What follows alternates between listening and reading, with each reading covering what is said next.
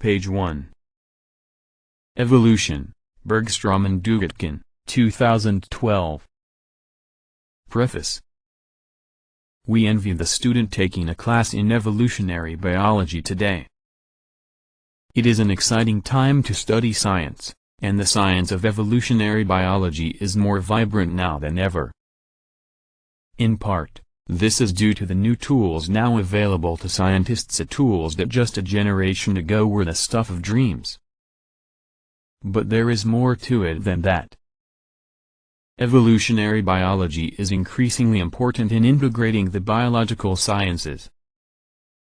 Evolutionary biologists are now collaborating in new, dynamic ways with researchers in many disciplines, and in so doing, they are bringing together a diverse set of perspectives from areas like phylogenetics, population genetics, the study of adaptation, molecular genetics, and developmental biology, to name just a few.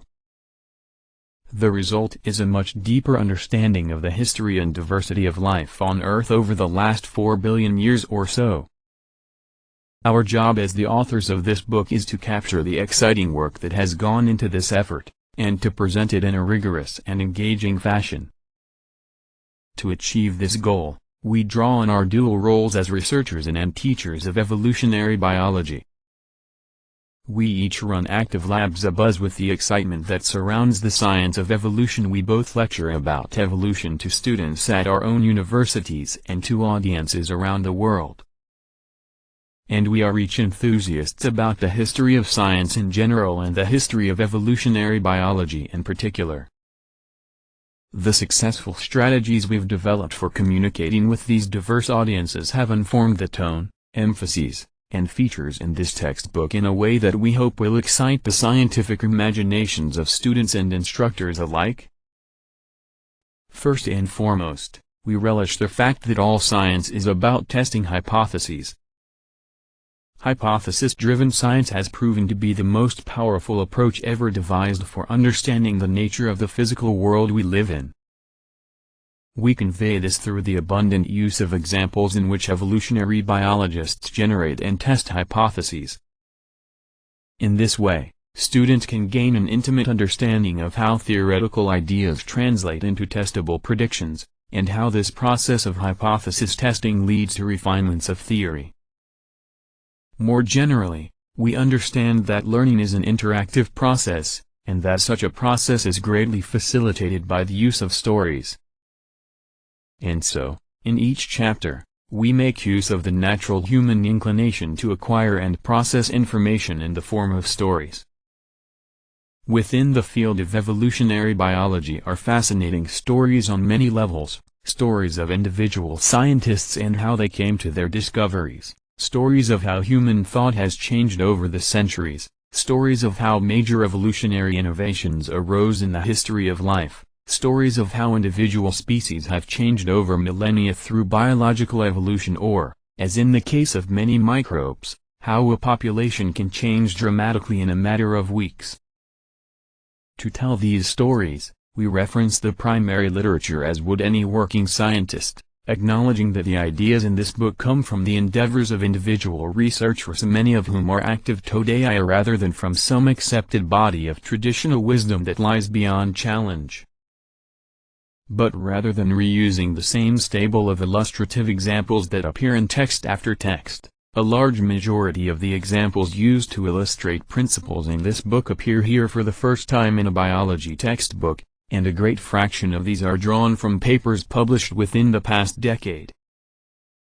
Through the lens of current research, students can see how the scientific understanding of evolutionary biology is ever-changing, and that built into science is a system that allows each assumption to be challenged and refined or even rejected based on a preponderance of evidence.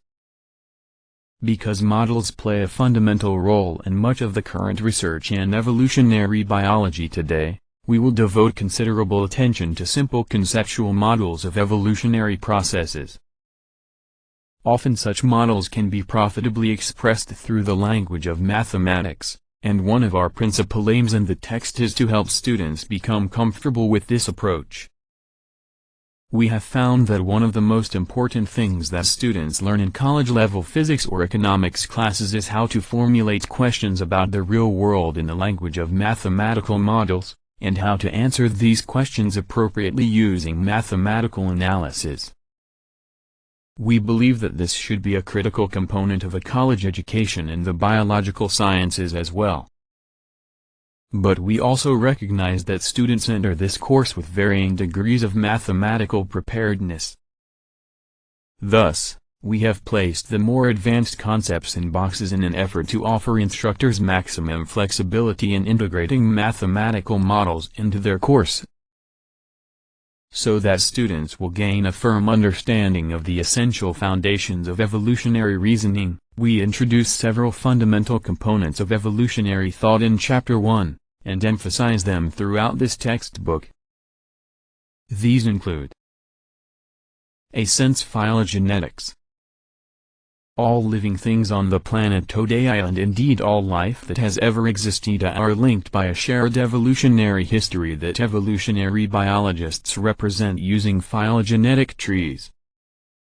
Thus, in order to understand evolutionary relationships, whether between two HIV strains or among the three major domains of life, students must learn to think in terms of phylogenetic relationships. We consider it critical that any textbook on evolution seamlessly integrates phylogenetic thinking throughout, and we have done so here. If students walk away remembering just one thing about this book, though of course we hope they walk away remembering much more, it will be the importance of phylogenetic thinking. A sense population thinking. Evolutionary change occurs in populations, but in our experience students are often more comfortable thinking at the level of the individual, as one would in a physiology course, for example. In this book, we demonstrate how to think at the population level as well, paying careful attention to the properties of populations, population composition, variation among individuals within and between populations, change in the properties of a population over time, and so forth. This population-level perspective, particularly as it relates to the process of natural selection, permeates our book. Because we know that some students initially struggle to master this type of population-level thinking, we devote considerable space to teaching this skill. A sense natural selection. Evolution is often defined as descent with modification. As a population geneticist, CTB, and a behavioral evolutionary biologist, LAD, we both study the processes responsible for such modification. We convey the importance of this topic to students by teaching them how the process of natural selection has shaped the diversity of life on this planet, and how other processes, most notably genetic drift, have also contributed to the myriad forms of life around us. Features. This textbook integrates the big themes in evolutionary biology of phylogenetics and population thinking in a way that is both current and accessible. Extensive, in-depth, current research examples, an emphasis on problem-solving, and a stunning art program engage students, helping them understand fundamental concepts and processes. Major features. A sense extensive coverage of phylogenetics, which is introduced in Chapter 1 through the examination of a few engaging examples that demonstrate the power of phylogenetic thinking. Soon after, in Chapter 4, Phylogeny and Evolutionary History, and Chapter 5, Inferring Phylogeny, students are taught how to interpret and then build trees that generate testable hypotheses about evolutionary history and compare the relatedness of living organisms.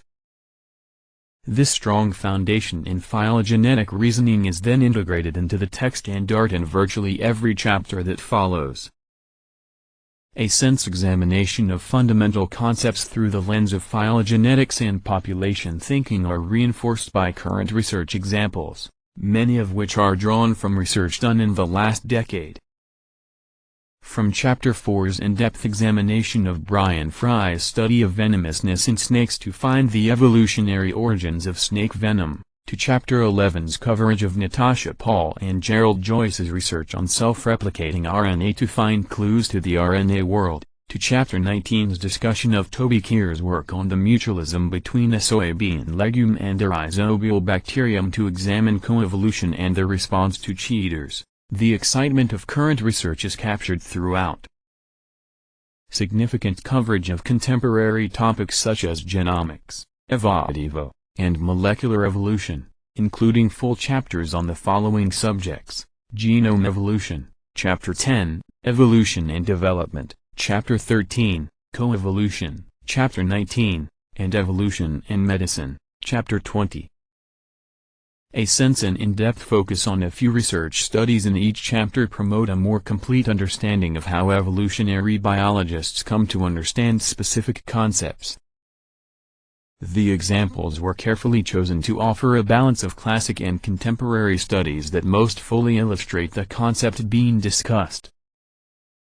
A sense of beautiful and information-rich art program was carefully developed to promote understanding of key concepts described in the text by both engaging students visually and providing them with just the right amount of detail. The art includes distinctive figures that help students in the following ways. 1. Phylogenetic relationships are made clear through the many phylogenetic trees that appear in virtually every chapter. Many of these trees also include in-figure captions, photographs, and line art that enrich students' understanding of the concept or example. 2. Research-styled data graphics are presented much like they appear in the primary literature, but with carefully developed labels and in-figure captions that teach students to interpret and analyze the image or graph visually. 3. Diagrams of experimental processes encourage students to visualize not just the outcome of a research study, but the specifics of how the experiment was constructed so that they can better understand the meaning behind the data. 4. Clear and accessible coverage of quantitative methods, the most difficult of which are in optional boxes. This teaches students how to formulate questions about evolutionary processes and relationships the ways researchers do in the language of quantitative models. 5.